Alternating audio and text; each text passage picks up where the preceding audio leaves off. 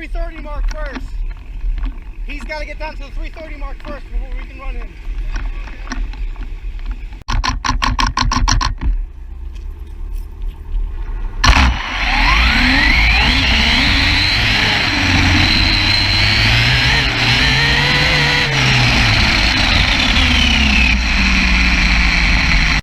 He is bisexual. Sick world we're living in. Wow! Whoa! Wow, he came out fast. Holy crap!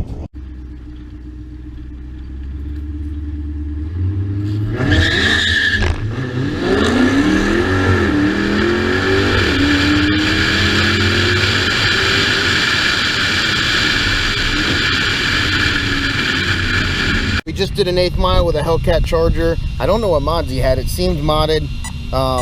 Cams, I don't know. But anyway, we ran a 5.4 at 98. I don't know what he ran. I think it was high 6s, low 7s. I'll find out.